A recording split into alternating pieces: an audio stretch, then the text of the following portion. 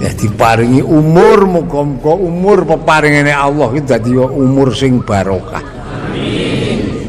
Bisa digunakake kanggo golek-golek sangu tambah-tambah sing arep digawe mangkat sok jemuah. Kapan lek mangkat niku? Ayo sak mangsane ditimbali nek sangune iki wis cukup lah ya. Nggih napa mboten?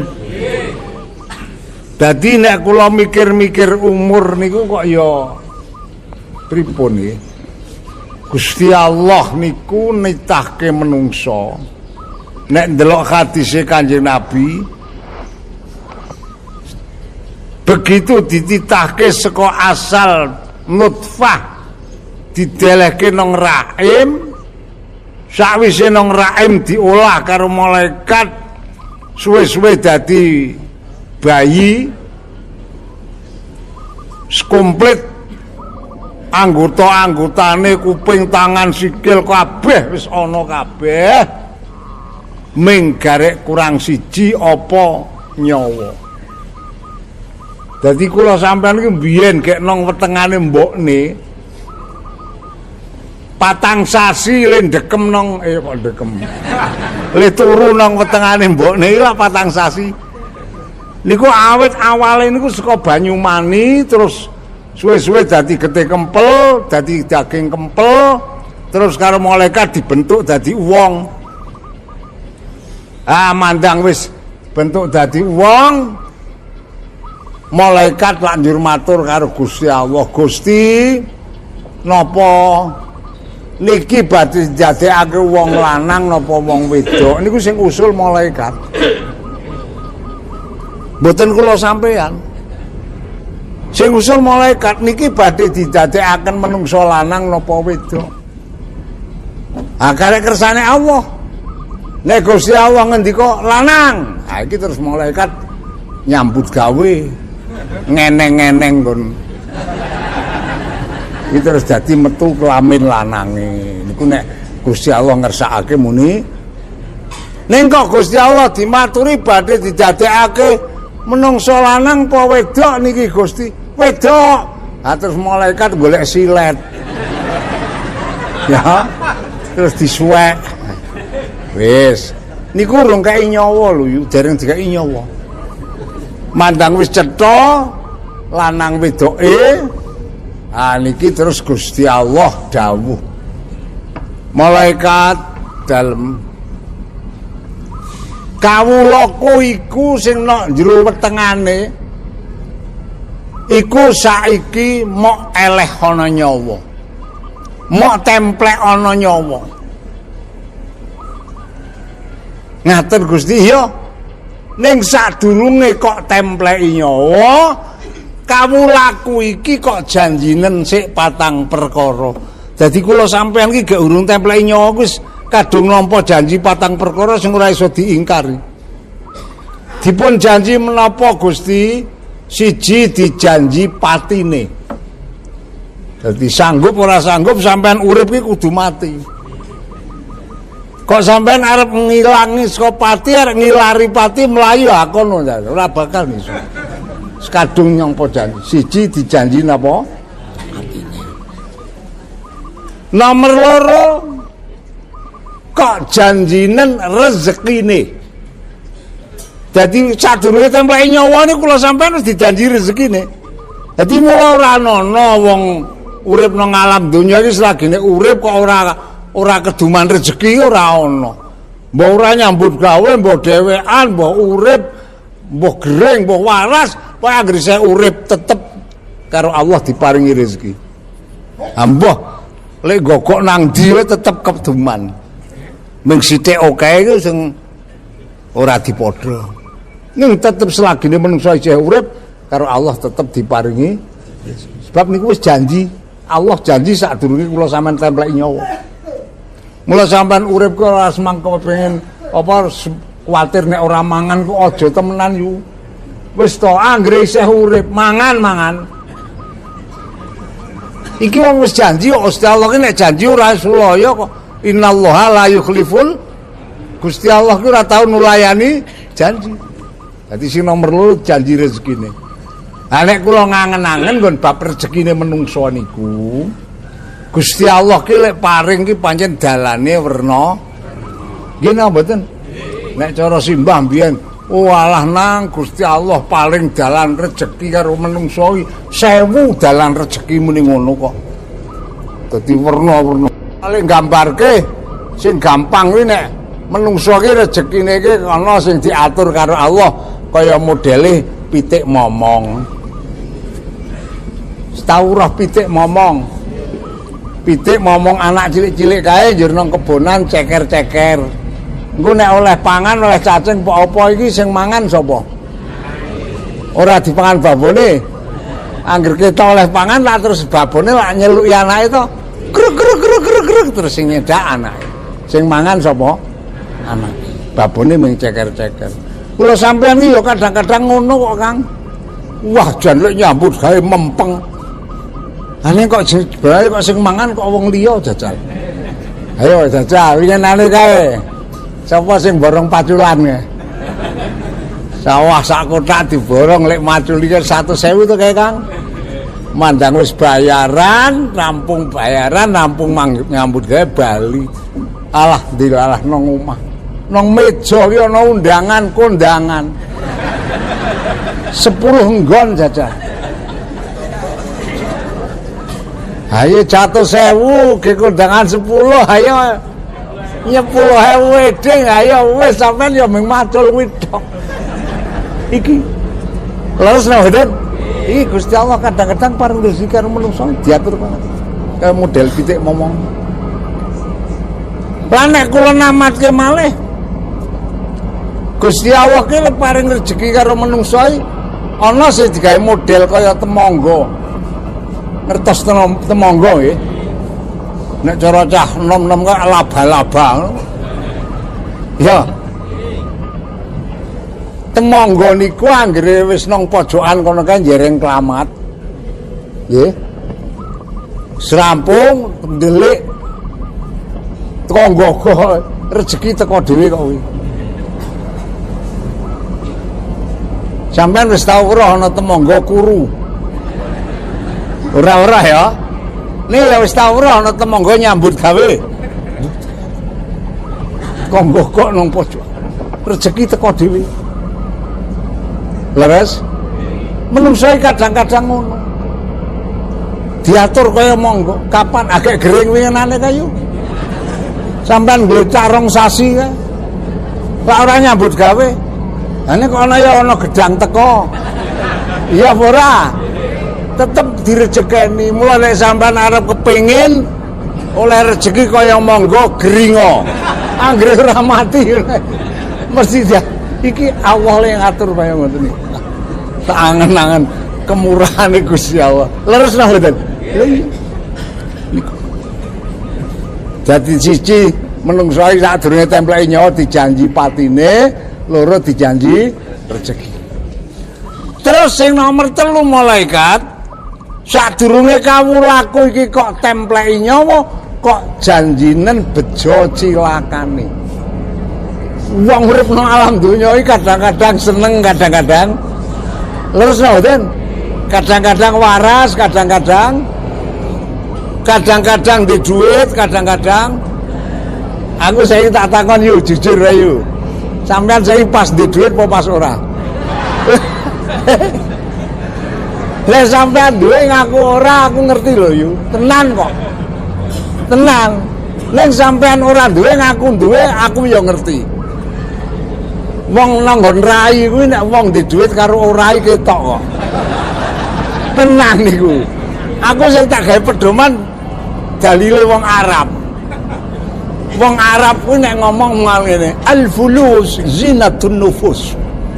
Duit ki dadi pepaesing awak. Laisal fulus setengah mampus.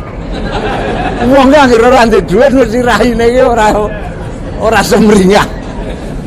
Terus ngoten. Niku tiyang Arab. Jadi kula sampean iki nang donya iki dijanji bejo cilakane. Mula nang donya kadang waras, kadang lara, kadang susah, kadang seneng. Kadang duwe duit, kadang ora niki Mula kula sampeyan nek dong duwe ya aja kebangetan lek seneng. Nek ora duwe dicoba ora duwe aja kebangetan lek gresula. Ngono lho. Pon wis dijanji kok. Wong ya. Wah nek duwe jane pamere ra jamak-jamak ya. Wong biae ketukar kepethuk karo tanggane ora tau takon nek dong duwe wah jan kaya iya wae. Kok gasik temen yo andasmu. Oke. Ning nek ora duwe walah sapa wae domongi. Ngono kuwi ora apik. Wong nek kok Gresula iku ora malah ilang susahe ning malah tambah dosane. Lha saden. Lah mula niki kadung janji. Sing nomor 4 malaikat kawulaku sadurunge kok templeki nyawa kok janjinen swarga nerakane. Dadi menungso urip nang alam donya iki ora kabeh sok manggon swarga ya ora, ning ora kabeh manggon neraka. Dadi ya sok ya ana sing nang swarga, ana sing nang niku pun dijanji. Mula kula panjenengan sakniki niki monggo. Bareng wis dijanji 4 perkara iki wis templekke. Gek malaikat temandang kula sampean nang jero wetengene mbokne templeki nyawa. Plek. Iki gek lekas obah-obah ning urung rusa. Wis ngancik 5 sasi nang wetengan iki lekas obah-obah ning urung rusa. Lah iya to yu. Sing tak takoni wong wedok sampean urung tahu wae. Nek wong wedok mesti ngerti. Bayi kan anggere umur 5 sasi ngancik iki sing obah iki paling-paling ming tangane. Obah sithik dadi urung patek. Ning kok anggere wis saya mundhak sasine. Kok nang wetengan wis 7 sasi iki lek obah wis rada rusa ya yu. Kadang-kadang ngagetke kok. Dicek. Nggih ngoten. Liniki. Mula monggo.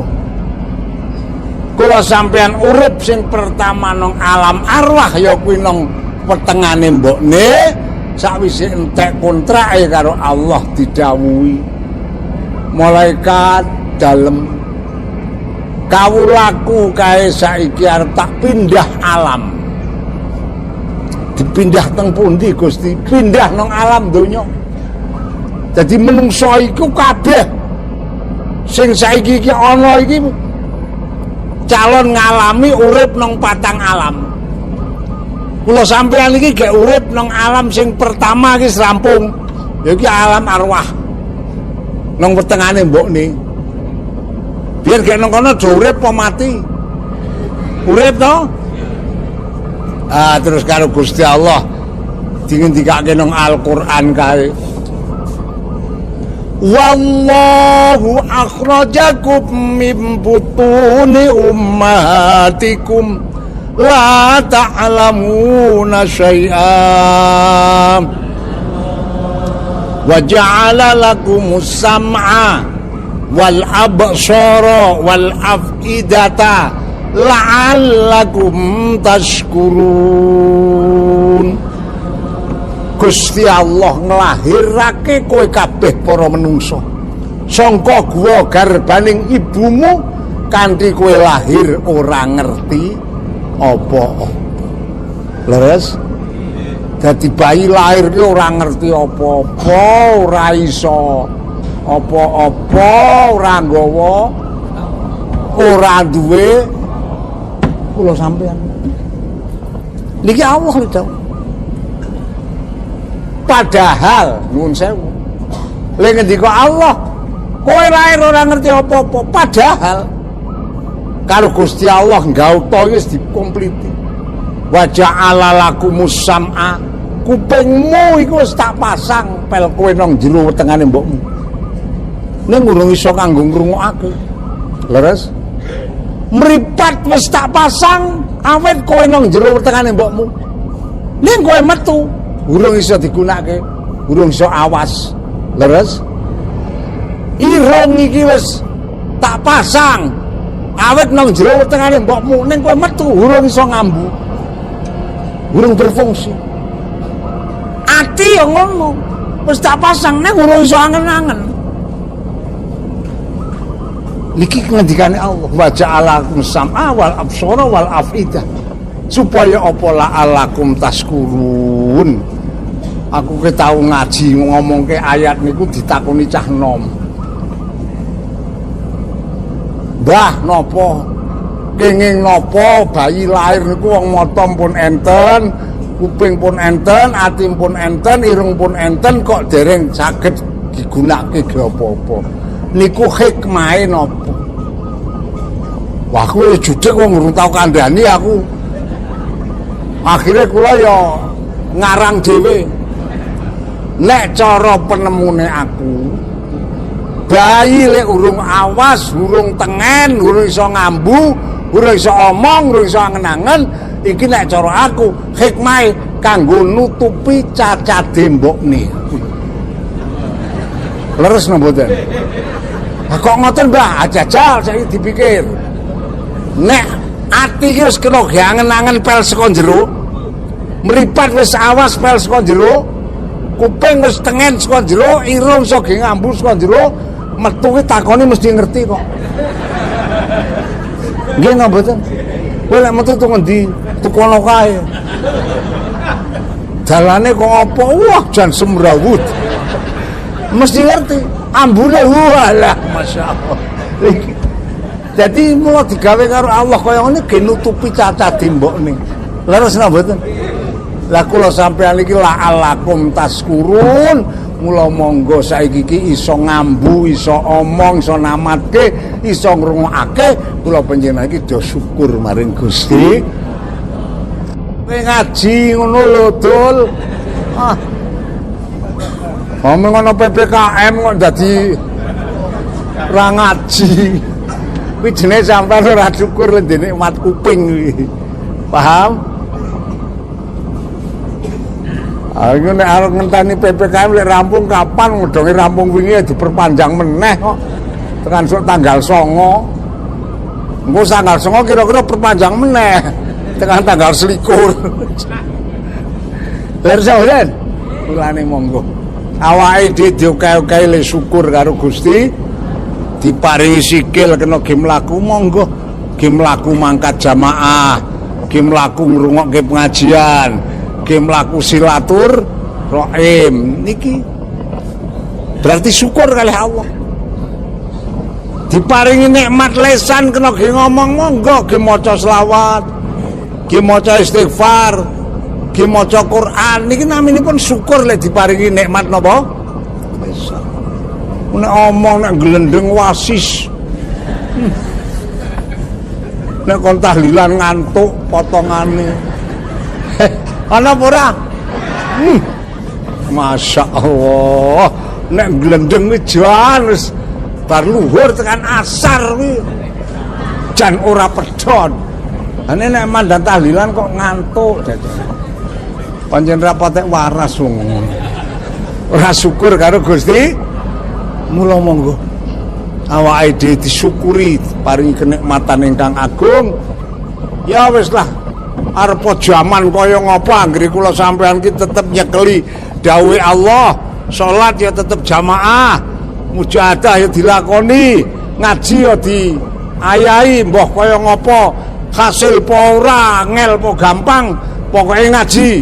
Niki insyaallah mangke kula panjenengan tetep arep direksa. Karo Gusti Allah arep direksa. Nek kula sampean ki njur wedi-wedi karo kahanan ya sampun. Kayak zaman saiki tak angen-angen dawa jan kula nu nganti bingung kok. Nerapke PPKM awalnya tanggal 3 tekan tanggal 20 Juli. Belum sampai entek lakon diperpanjang tekan tanggal 26 Juli. Belum sampai diperpanjang tekan tanggal 2 Agustus. Durung sampai entek ge rampung diperpanjang tekan tanggal 9. Iki arek tekan kapan?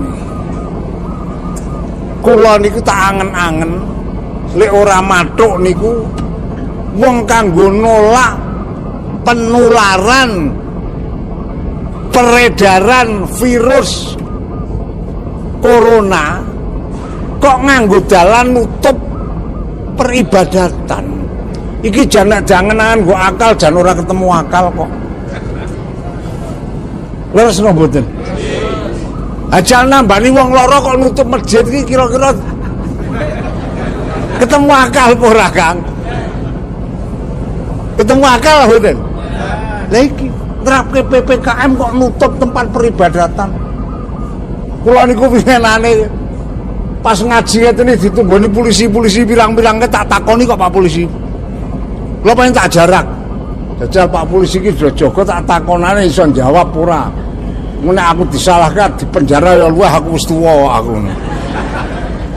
Iku ana polisi-polisi pirang-pirang lho saka panggung ngeten iki tak takoni Pak polisi, kula tak takon. Aku ya meniku. Sampeyan wis tau weruh apa urung sing jenenge nambani wong lara, nyegah penularannya penyakit, nganggo nutup tempat peribadatan kuwi nek ana nang kitab apa, nang Quran apa nang hadis, apa nang kitab undang-undang hukum, apa nang buku kesehatan. Niku ana apa ora sing ngendhek penyakit nganggo nutup tempat peribadatan. Kula njaluk diwerohi tak ngono. Ora ana sing iso jawab ki polisine meneng bae. Lah kita angen-angen, Masya Allah jan ora ketemu akal. Leres napa mboten? Ning kok ya wong-wong ki ya do akhlak matrapke do ora genah. Jajal Kang aku tak takon nek sing dawuh jemuahan ki sapa? Sing dawuh jemuahan sapa? Yakin? Qur'ane tak wacake ya. Sing dawuh jemuhan ki sapa? Ya ayyuhalladzina amanu idza nudiya lis-sholati min yaumil jum'ati fas'au ila dzikrillah wa dzarul bai'. He wong akeh sing padha iman lamun kowe kabeh krungu undangan azan salat Jumat enggal-enggal do mangkat Jumatan. Nek kowe gek repot dodolan warunge tutup sik tinggal Jumatan. Nek kowe gek macul lek macul leren sik Jumatan. Kuwi sing dawuh Gusti Allah. Wong nyambut gawe kon leren kon Jum. Nek sing nutup masjid kuwi wong apa Gusti Allah? Sapa? Pak Jokowi ya? Presiden ku wong. Wong aku ngrungokke pidato kok. Nang istana. Penerapan PPKM ki semua tempat peribadatan Jawa dan Bali tutup. Masjid Agung Kauman kae ora gejemuhan pirang jemuah kae. Tekan seprene jadi digembok kae. Masjid ora ana suarane adzan. Wong-wong ora tau salat. Kok ya wong-wong sing Islam kok ya do manut ora jemuahan jajal. Monggo sing perintah jemuahan iki Gusti Allah, sing menging jemuahan Pak Jokowi. Kok manut Jokowi aku sampean swargane melu Pak Jokowi lho kowe. Terus napa ten? Lha sing di swarga neraka iki Gusti Allah kok. Nek Pak Jokowi iku ora ndek swarga ora ndek neraka. Leres? Mula monggo awake dhewe dangen-angen sing dawa. Masya Allah ujian iman wonten ing wekdal niki awrat ora usah. Leres? Lah mula monggo awake dhewe teka ditelateni dedhepe karo Allah. Kula gadah penyono. Nek iki tekan akhir besar iki sok tanggal 1 Suro sok Selasa. Angger kula sampean iki lek nuwun iki tenanan mulai tanggal 1 Suro insyaallah Covid iki karo Gusti Allah mulai diilangi. Amin. Nek sampean wedi-wedi ya wis. Akhire lek karo masjide malah saya ngedai corona saya kerasan lho Kang tenan. Engko sampean mesti kepangan corona. Leres?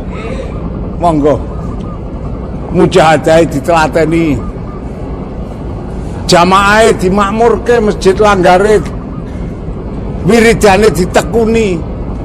Kula sampun gadah penyono.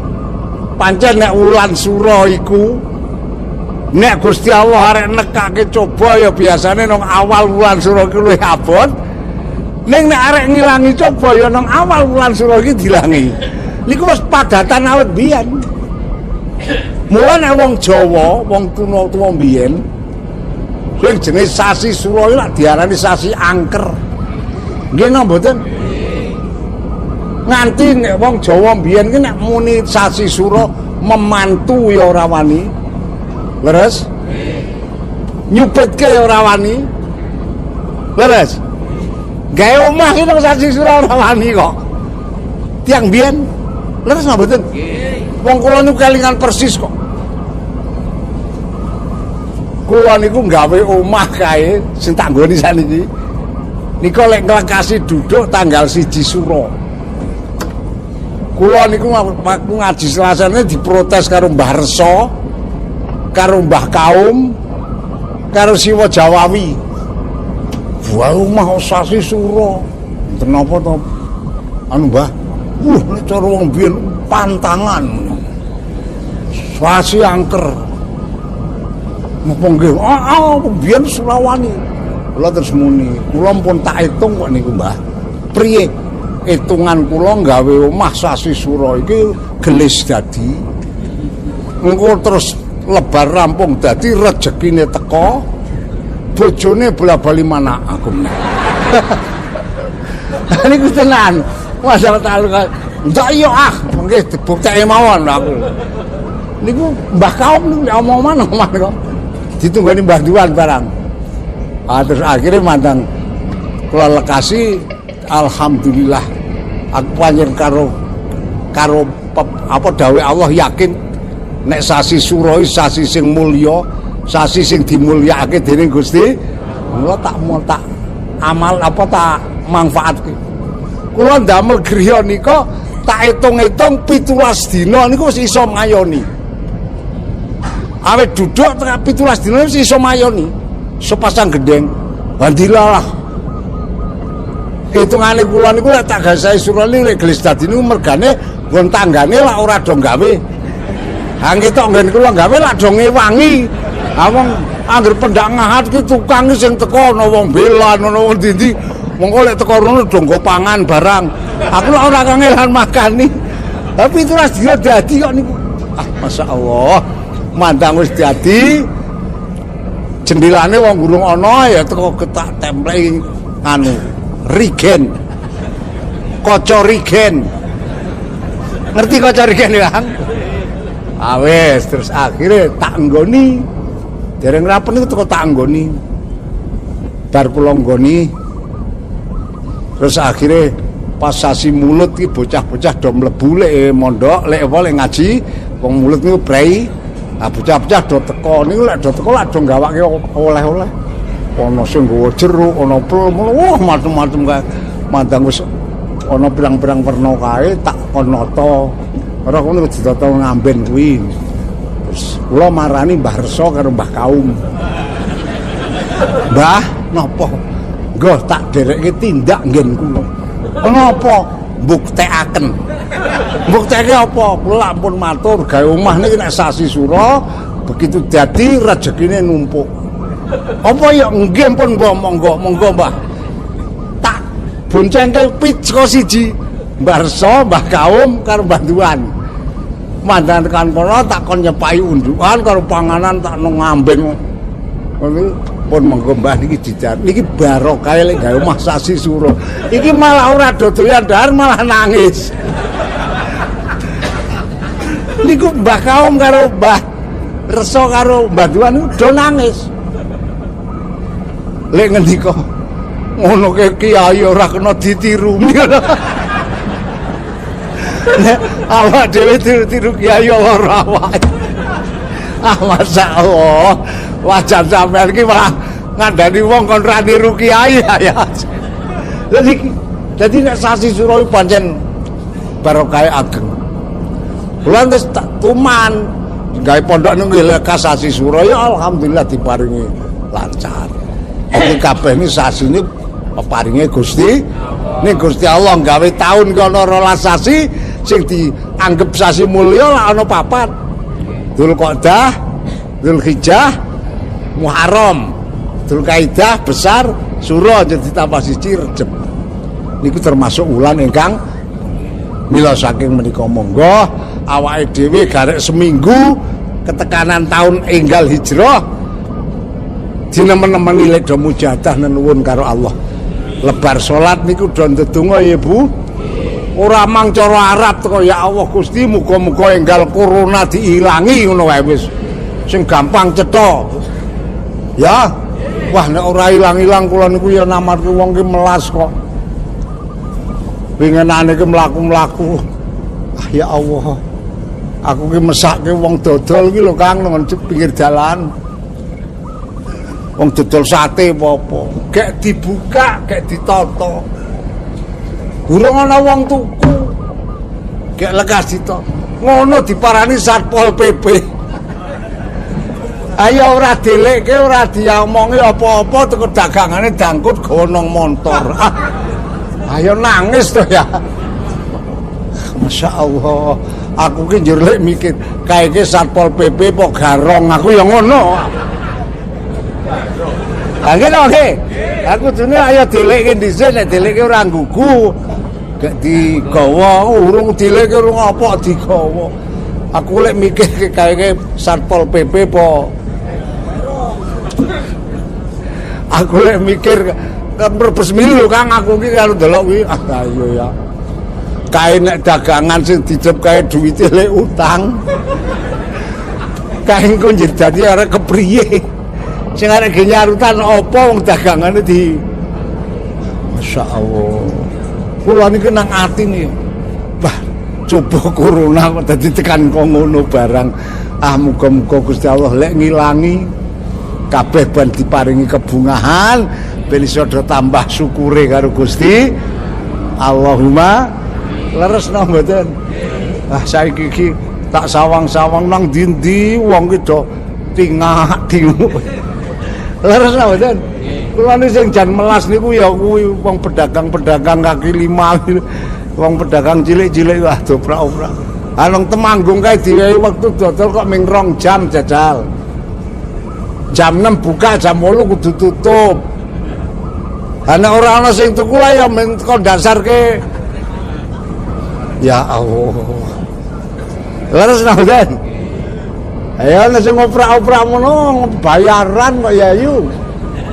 Ora nyambut gawe wong prestasi. Asing pedagang kok ngono kuwi. Masyaallah. Mula kabeh dicobalekke kuwi cobane Gusti. Kula sampean DP-DP Allah nyuwun muga-muga coba iki enggal diilangi dening Allah. Allahumma ben kabeh diparingi bunga, mengko nek wis do bunga do tambah syukure karo Allah. Do makmurke masjide kanggo jamaah, kanggo ngaji, kanggo mujahadahan. Ben kabeh iki do diparingi slamet donya, slamet. Allahumma panjen keri-keri ki nek dirasa-rasake coba niku tiyang sakit nggih kathah. Nggih mboten? Wong mati nggih kathah. Niki pencobane Gusti Allah. Kita angen-angen padha karo gek tahun 77 kok. Tahun 77 lebar pemilu ya kathah tiyang pit. Kiai-kiai akeh sing sedo. Leres mboten? Lah saiki iki ana meneh iki tukul niki tahun 2021 niki cobane wong loro akeh, wong mati nggih kathah. Kaya wae didhawuhake Pak Kyai Sowan, Gusti Allah ki gawe zaman ki apa gawe donya iki kaya dene taun mubeng. Watilkal ayyamu nudawiluha bainan nas. Terus. Lah muga-muga kula panjenengan arep kaya ngapa, coba sing diparingi Allah muga-muga direksa. Aku tak ndongeng wae ya biyen aku tau dongengi wong tuwa. Ning kok jebulane dongengan ki wong tuwa ki ya ora waton muni, ora ngarang. Jebulane niku sumbere niku saka hadise Kanjeng Nabi. Dongengane ngene. Zaman rumiyin niku ana wong duwe anak lanang 3. Mandang wis rada nalar, anak sing barep niku ditareni karo bapakne, nang kowe sok gedhe kepinginmu dadi apa? cita-citamu arek dadi apa? Anake lanang sing mbarep niku, kula cita-cita kula kepengin dadi insinyur, Pak. Wah niki bapakne niki duwe anak cita-cita dadi insinyur niku bombonge pol. Iya, nek kowe cita-citamu dadi insinyur, sekolah sing mempeng tak ragati ora-orane bapak selak. Niki sing tuwa. Adine takoni, "Nang, dalem. Kowe cita-citamu besok gede dadi apa?" Jare anak sing nomor loro, "Kula niku kok kepengin dadi dokter, Pak." "Oh iya, nek kowe kepengin dadi dokter tak ragati ora-orane bapak selak." Dadi anak loro iki diragati kabeh. Wis mandang sing loro wis mangkat, sing cilik dhewe tareni, "Nang, dalem Pak. Kowe cita-citamu arek dadi apa?" Anake lanang sing ragil niku le ngomong, "Kula ngoten cita-citanipun namung dados kiai mawon, Pak. Sing tak ngaji mawon." Bapakne niki anake duwe cita-cita dadi kiai kok gelo to. Malah le ngendika, "Nek kowe cita-citamu dadi kiai sekono mondro, aku ora nyarati arep ora ngragati." Iya. Niki nek cara sampean wong tuwa ngeten iki wong tuwa waras apa ora? Wong padha-padha anake kok dibedakake ragate. Lho niki. Tapi anak ingkang nomor 13 senajan ora diragati ora piye-piye. Wah, akhire terus tenan. Telu mangkat kabeh. Sing kepengin dadi insinyur ya sekolah mempeng, sing dadi dokter sekolah mempeng, sing arep kepengin dadi kiai ya nang pondok ora sangoni ora tau bali. Mandang wis tekan akhiring cerita. Anak sing cita-citane dadi insinyur wis dadi insinyur, wis bisa nyambut gawe. Anak sing cita-citane dadi dokter wis dadi dokter, wis bisa nyambut gawe. Bocah loro niku bali. Omong karo bapakne, "Pak, napa kula sakniki sampun keturutan cita-cita kula dadi insinyur pun saged lan pun nyambut damel, pun saged pados duit. Adik kula nggih ngoten sing kepengin dadi dokter pun dadi dokter, dan niki iso nyambut gawe iso golek duit. Niki kula kalih adik kula wangsul niki namung badhe matur kalian bapak priye. Gandeng kula menika dados ngeten menika nggih lumantar ingkang nyarati ingkang ngragati bapak. Saniki kula kalih adik kula badhe kepengin males budi matur kalih bapak. Bapak ni badhe ngersakaken napa kantun ngendika. Wah, bapakne bombong banget. Ini yang bapaknya kan umpamanya senengane yang bangsa seneng-seneng. Lekondo aku ora kepengin apa-apa nang ming arep kepengin aku ki arep weruh Ancol. Wah. Ngertos Ancol sampean. Jakarta ki lho yu wis tau rono. Tilahi yo nang kono apik banget. Iki anake lanang. Akhirnya nek bapak namung niku cita-citanipun insyaallah Pak tak ragati mangke tak sewake montor sing apik. Wes tenan akhirnya melancong numpak montor seduan anyar mubeng-mubeng tuan Ancol barang selampung bali bengi omong-omong meneh. Terus pundi Pak sampun marem panjenengan anggenipun nindaki dhateng mriko-mriko wis majeng enjang kepengin badhe tindak pundi malih monggo kantun ngendika. Sesuk nang kebon binatang Jogja enten napa ndelok kethek. Turuti. Kendaraane ganti ora mobil. 12 numpak sepur. Wes tekan kebon binatang ndelok apa-apa kewan sing werna-werna semarem bali. Tekan ngomah bengi omong-omong meneh. ngenjang badhe ngersakaken tindak pundi, Pak? Bapak kantun ngendika wong niki kula kepengin badhe males kalian Bapak. Sesuk nang Tawang Mangu. Enten apa ndelok banyu anjlok? Oh nggih, wis. 12. Wis numpak apa-apa wis kabeh, ngandang wis bali. Ditareni meneh. Ngenjang badhe tindak pundi, Pak? Aku ki saiki nek dolan-dolan kok wis tutup. Ming garek siji nang aku sing urung kepengin kuwi. Menapa? Aku kok kepengin arep delok nang Kraton Solo cara kene. Nek kowe gelem ngeterke, gelem ngragati ta, oh nggih, Pak, monggo. Wah tenan diterke nang Kraton Solo. Tekan Solo ki mung arep apa? Mung arep kepengin weruh kretane ratu karo agemane ratu. Bareng tekan kono wis weruh agemane ratu, klambine ratu, weruh kreta kencanane ratu karo anake lanang kono yo nang Bali.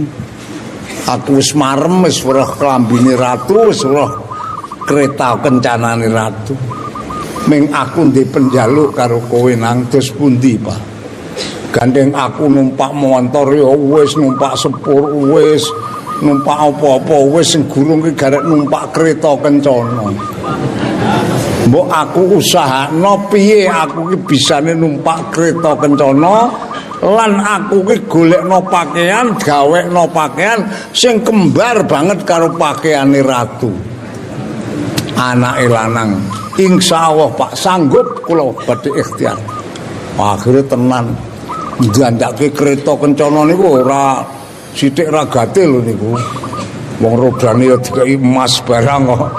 Mandang wis dadi tukoke juaran pancal sing apik. Klambine diandake sing apik. Wis dadi kabeh. Lajeng bapane ngendika, "Njo nang saiki kretane tumpaki, klambine tak nggone kowe melu tak padake karo kereta kencanane Ratu Solo, klambine tak padake karo klambine Ratu Solo." Tenan tekan memang apa nanggone kraton niku numpak kereta niku. Mandang tekan ngarep lawang kraton, kabeh tentara kraton ku hormat nek ndarani kuwi ratune. Ah ya bingung iki. Soale keretane persis, pakaiane ya persis. Lah ora patek namalke raine. Wah, tentara kraton hormat kabeh. Bareng rampung hormat kok ora medun-medun. Ana salah sijine tentara kraton sing nilai nang kamare ratu. Jebulene ratu nang dalem. Ora tindak. Tilai nggone garasine cara kene, keretane ya nang dalem. Wah, iki langsung.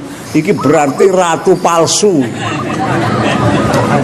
Ditahan, keretane dirampas.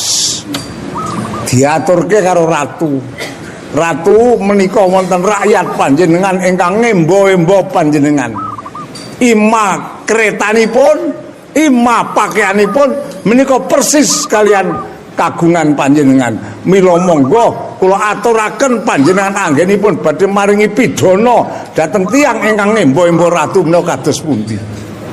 Akhire diadepi ratu takoni, "Bener kowe gawe kereta sing kembar keretane aku?" "Nggih." "Gawe pakaian ya kembar pakaiane aku?" "Nggih." "Berarti kowe arep kepengin gengser keratone aku." Krana ngono iki kowe iki nyalai aturan negara, nyalai aturan keraton, kowe bakal tak wehi pidana. Pun pidana napa ratu? Pidana hukum pati. Tobat iki. Sar-saran. Terus akhirnya ngenyang upami kula mboten dipun pidana hukum pati menika menapa syaratipun ratu? Nek kowe ora gelem tak pidana hukum pati ana syarat. Menapa syarat? Anggere kowe iso goleke conto gawa rene 3 werna digawa rene, kuwi kowe tak bebaske ora sida tak pateni. Wis kono saiki tak inah wektu 3 dina kowe mulih bali mlaku wong keretane dirampas. karo anake do mlaku tangklak. Lah niki lak takon. Contoh tigang perkawis ingkang kedah pun adepaken ratu menika sinten ratu? Kowe sesuk Senin tekan kene nggawa contoh telu. Siji, golekno wong sing rekoso donyane tapi mulya akhirate. Kasarane nang donya rekoso ning nang akhirat mlebu swarga. Siji. Nomor loro, golekno contoh wong sing kepenak seneng donyane ning rekoso akhirate. Sing nomor telu, golekno contoh wong sing kepenak donyane kepenak akhirate. Wis kono mulai saiki. Tak wae wektu 3 dina. Sok Senin rene kudu wis nggawa.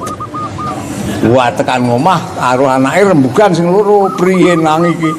Ah terus anake wong cah sekolahan lah mbukai buku. Nang gone buku matematika ya ora ana. Kok golek ngono iki. Nang gone buku sejarah ora ana. Akhire anak loro angkat tangan kabeh. Kula mboten saged Pak madosaken contoh ingkang pun kersakaken ratu. Saking pemanggih kula krana niki nyangkut urusan akhirat niki ingkang saged niku adi kula ingkang wonten pondok. Ngono nang nggih. Bapakne terus delek-delek piye ya. Wis ora tak ragati ndak ya gelem tak. Akhire ya wis kono adimu paranono. Omong ngono. Ha wong jenengane bocah pondok senajan ora ragati wong ditimbali wong tuane ya tetep manut. Iki ngene, Dik. Priye, Mas? Bapak kena perkara ngene. Iki kon goleke contoh terung perkara sok Senin ngadep ratu. Iki aku karo kamasmu iki wis golek contoh ora iso, iki tak pasrahke kowe, saiki kowe sing kon tak kon goleke contoh telung perkara kuwi. Ning saiki kowe bali ben ketemu bapak. Oh iya, langsung. Tekan ngomah ngadep bapakne. Wonten dawuh napa, Pak? Iki ngene nang, bapak kena perkara arep dukung pati nek ora iso goleke contoh telung werna. Lah napa, Pak? Siji kon goleke contoh wong sing rekoso donya kepenak akhirat. Nomor loro kon goleke wong sing kepenak donyane seneng donyane ning rekoso akhirate. Sing nomor telu kon goleke contoh wong sing kepenak donya kepenak akhirat. Menawa delep-delep niku. Niki anggenipun sowan ratu benjang napa Pak? Sok Senin. Oh nggih insyaallah Pak, kula mangke tak istikharah. Tak nyuwun prisa karo Gusti Allah. Tenan bengi mujahadah mandang esuk wis oleh apa jenenge? Oleh isyarah saka Gusti Allah, cara oleh impen terus ngendika karo bapake, "Pak, monggo benjang Senin menawi badhe sowan kula dherekaken." Mangkat anak telu melu kabeh ning ora numpak kereta wong keretane dirampas. Nyewa androng. Ha wis. Akhire numpak androng. Mlaku ketak-ketak. Durung adoh. Nang pinggir dalan ki ana kali kaya ngono kae. Njur nang pinggir kali ki ana wong mancing. Wong mancing kuwi mung katokan tok, klambine mblejet ora nggo klambi, terus nggodoki pancing ndodok ditamatke karo anake lanang sing nang pondok kuwi kok senajan mancing wujude mancing ning kok lesane iki ora leren le zikir. Dadi karo mancing ki la ilaha illallah la ilaha illallah la ilaha illallah ngono ki terus. Akhire bocah niki wong pondok mandek apa? Kayak wong mancing kayak gawa. Lah wong arep sowan ratu kok gawa wong mancing barang wis pokoke gawa kae engko sing marake dadi slamete bapake ya kae. Apa iya ha wis tok kowe manut aku wong kowe do kon golek contoh ra iso kok. Akhire terus cedhaki, Kang, dalem sampean kuwi nek mancing ngene iki sedina olehe cok bejaji pira? Wah, nggih dinten niku paling-paling kathah 2.500 to, Mas. Saiki aku tak matur, sampean tak paringi duit 10.000 lek mancing leren sampean nderek aku yo teng pundi tak jak sowan ratu. Mboten wantun Mas, ora apa-apa, ora dikapak-kapake ketanggungane aku. Wis ayo mangkat. Oh nggih, melu. Widit 10.000. Mangkat klek rada nang wis arep mlebu kota. Nang perapatan ana abang ijo to, Cokan. Ana nggon ngisor abang ijo kok ana wong wedok ayune pol. Walah. Mongko nggo kathok cekak. Masyaallah. Lambine iki you can see. Ngerti you can see kowe you? Bahasa Inggris you can see kuwi. Cara Jawane you kamu can dapat si melihat kekelek. Jadi lambine iso. Ya. Wah, akhirnya kok sing anake sing ragil ki kondo, Kang mandeg. Oh. Cewek ke gowo, wus kok. Gowo ora, iki urusane aku. Sampeyan mongkon goleke contoh ra iso kae senajan cewek kaya ngono kae engko sing dadi lantaran slameti bapak kae. Apa ya heeh. Kae sapa to wis ora ngerti wong aku ya ora kenal kok. Terus dicedhaki, Mbak. Dalem sampeyan nang kene iki napa? Nggih, anu dasar. Lha sampean iki dasar apa? Iki badhe dodolan. Dodolan apa nggih alit-alitan niku. Wah. Yo saiki sampean melu aku. Sampean nek nyambut gawe kene kesuwengi cok oleh pira nggih. Kadang-kadang nggih paling mboten pikantuk sedasa yuta meni ngono nggih. Ya wis saiki tak bayarnya 15 juta. Sampean melu aku. Oh nggih, teng pundi niki Mas? Sowan ratu. Wah, mboten wantun mangke kula ora apa-apa, iki urusane aku. Semel aku yo. Dijak niki cewek niki. 12. Tekan nggon ngarepe ratu, tekan nggon nglawangan kraton. Medun saka andong, anak mbarep karo anak sing nomor 2, insinyure karo doktere kuwi kandha karo bapakne, Pak. Kula namung dumugi mriki anggenipun nderekaken bapak ngadhep sang ratu. Nyemanggaaken, kula pun peksa mboten wantun lho. Kula namung dumugi mriki. Adine sing ragil krungu. Bapak mboten sah kuwatir. Kakang kula ingkang kalih mboten wantun mlebet, kula ingkang wantun ndampingi bapak. Ngantos ngadhep sang ratu, mangke nek didangu bapak mboten saged jawab, kula ingkang jawab menawi kepareng. Kuwi anak ora ragadi kok malah iso meja. Niki sing wong mancing karo ceweke nang njaba. Mlebu ngadep ratu, didang. Priye Pak, wis siap? Contoh 3 perkara sing tak jaluk. Nuwun sewu sang ratu. Kepareng kula matur. Pendangonan menika menawi kula jawab piyambak kula mboten kuwasa ratu. Menawi menika jawabanipun mangke kula limpahaken anak kula ragil ingkang atur jawaban dhateng pendangonan sang ratu kados pundi. Ya kena. Endi anakmu menika? Sapa? Jono.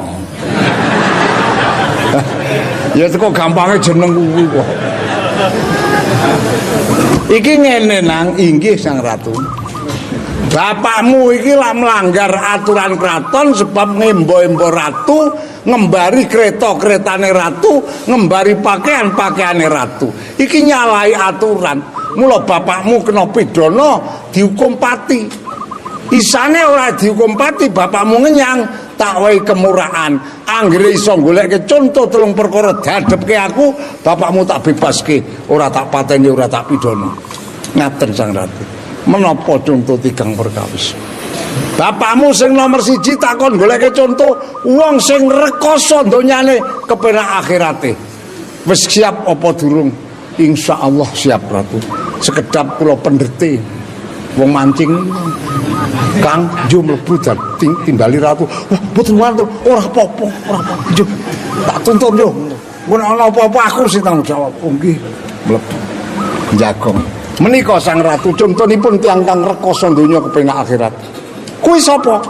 menika tiyang melarat mboten gadah napa-napa, penggaweane namung mancing, olahe ya mung sedina paling akeh karo 10.000, namung piyambakipun senajan melarat ngibadahe zikire maring Allah ora pedhot.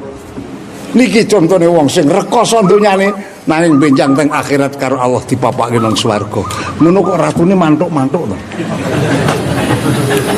Oh iya. Ya, kowe le goleke contoh siji bener nang tak tampa. Tak benerke kowe lek gawe contoh.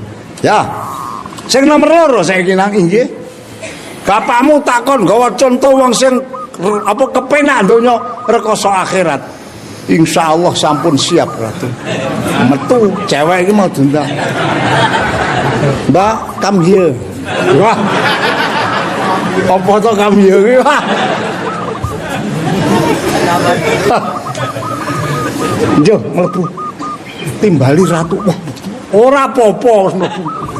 Jagong menika Sang Ratu. Contonipun tiyang ingkang kepenak donya, seneng donya tapi rekoso akhirat. Sapa? Nika bakul alit-alitan. Walah, peturunane kasur kandele 5 meter. Tunggangane montor sedan, lanangane solan salin. Mongko nyambut gawe sewengi hasilnya paling ora 15 juta. Menika contone yang kang kepenak donya rekoso akhirat. Niki senajan kaya ngoten benjang teng akhirat disate niku. Mudeng ya Kang ya. Aja ngomong nggih. Akhire ratune iki mantuk-mantuk. Kok pinter temen santri kok ki ya. Ya, karek kurang siji. Kapan siji iki contone bener bapakmu bebas ora sida tak hukum. Inggih. Sing nomor 3. Bapakmu takon golek contoh wong sing kepenak donya, kepenak akhirat. Wis gawa apa urung? Wah, nyuwun sewu Ratu sekedap menika radi angel. Kula nyuwun wekdal tak nindakaken salat hajat rumiyin. Nyuwun kolah kalian nyuwun papan kagem salat hajat. Oh iya, kono kae kolahe. Kuwi salat nang dhuwur kono. Akhire bar salat niku ya jane menggawe ilo-ilo. Wis manteng wis wiridan bareng medun. Priye? Insyaallah ampun bekto. Endi tiyang ingkang kepenak donya, kepenak akhirat inggih panjenengan Sang Ratu. Awet panjenengan nang donya dadi ratu, gong binatara, welas asih karo rakyat ngibadahi mempeng, nang donya kajen diregani wong sak negara ning benjang teng akhirat sampean dileboki swarga. Niki contone wong sing kepenak donya, kepenak akhirat. Panjenengan ratune bungah banget. Pinter banget. Terus bapakne takoni, "Iki mondok nandi, Pak?" "Tenggarjo." "Oleh utawa ora oleh?" "Inggih." "Anakmu lanang Jono arek tak pek mantu." Wah, masyaallah. Ya bejane iki wong dadi santri, dipek mantu ratu, bapakne ora dukum. Niku lek ndongeng simbah. Mandang kula wis rada gedhe tuwa. Kula niku ngaji kitab namine Riyadhus Shalihin. Lah kok jebulane hadise Kanjeng Nabi kok ndawuhake ngene. Yatba'ul mayyita salasun fayarji'u isnani wa yabqa wahidu yarji'u maluhu wa ahluhu wa yabqa amaluhu. Wong iku nek mati sing calon ngiringake bareng wong mau 3. Apa? 1 bondo, 2 keluarga, 3 ngamal. Ning sing 2 iki balik apa? Bondo karo keluarga balik, ora melu mendem. Leres? Kula sampean sok nek mati anak putune do melu ngiringke ta ya. Ning lak tekan lawangan kubur. Apa melu mendem? Ora balik. Lurup ya go bali, ya ora Kang. Kendane ya go bali. Bondo niku. Sing terus apa amal? Jadi anak ragil niki rupane amal bagus. Amal bagus ki ora patek do dilakoni rupane apa jamaah ki rada abot ora Kang?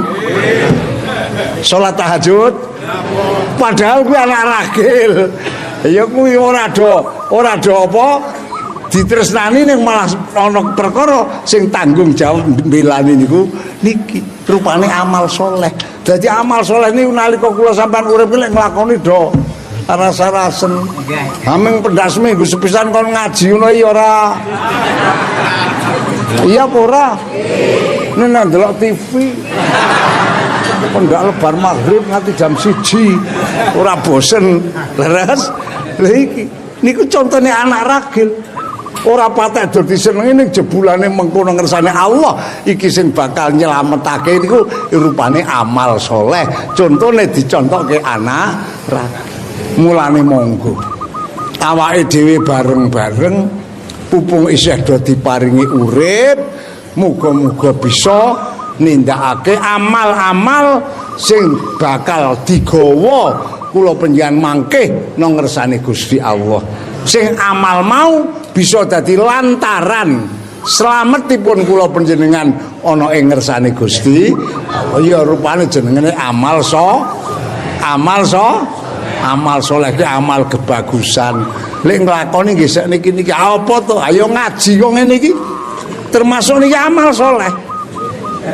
Ngaji ngene iki lho yu. Monggo jan sampean ki ora urun apa-apa. Ayo to.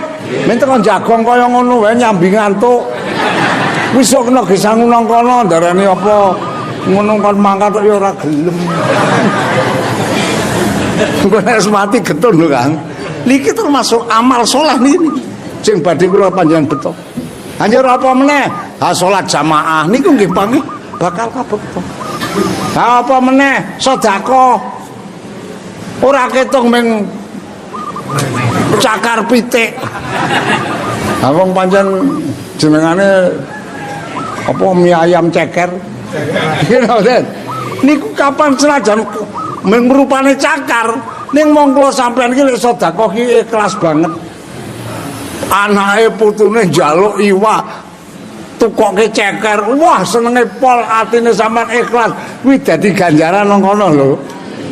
Mulane monggo awake dhewe sing bangsa amal-amal kaya ngene iki do ditlateni sak derajat sak pangkate sebab niki mengko sing bakal ndampingi kula sampeyan nganti ngadhep sowan nang ngersane Allah Subhanahu wa taala.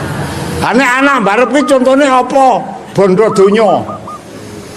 Walah bondo donya ku nek golek wis ora ngerti awan, ora ngerti les napa mboten. Nek sampean dong duwe karep kae wes ndas ke sikil gendras lek arep ngacap bisane oleh duit kena dituku TV ngono ya nganti lali ora oke iki niki anak barep niku mau contone bondo donya niku walah diragati nemen-nemen mandang tekan ngersane Allah ora jedul niki bondo. Hasil nama anak nomor loro iki contohnya anak kula sampean dhewe niku. Lah anak kula sampean niku nek mangke dimindhae mboten sae kalian kula sampean nang kono ya malah ngrekasake kok. Kita contohnya anak kula panjenengan. Mula monggo awake dhewe pupung isih diparingi umur karo Gusti Allah. Urip nang alam donya iki ditanjakake kanggo nggayuh keselamatan kamulyan ana ing akhirat. Rupane wektu urip niki monggo awake dhewe sak derajat sak pangkat ling ibadah do ditlateni.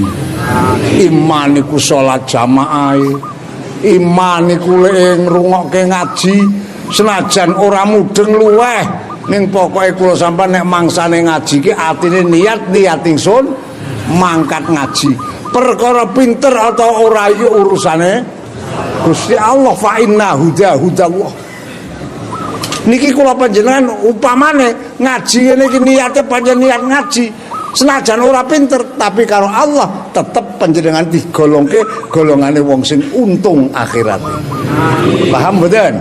Lah niki kula ngajak dateng ahli kula sedaya monggo pupung isih ana kesempatan. Wong kula sampean iki upamane jek urip ning kok karo Gusti Allah digadhohi stroke ngono ora iso rene kok. Leres napa mboten? Isih urip ning jajal karo Gusti Allah gadhoi setruk. Minti kok gletak wae iki sorene. Ora iso. Jamaah ora iso nguyuh wae ditatah. Madang didulang. Lah nek wis kaya ngono kuwi mung garek nelangsane iki napa mboten? Kepengin arek ngaji nyatane wis ora kuat. Kepengin arek jamaah wis ora kuat. Arek wiridan ya cangkeme wis alot. Nggih napa nggih?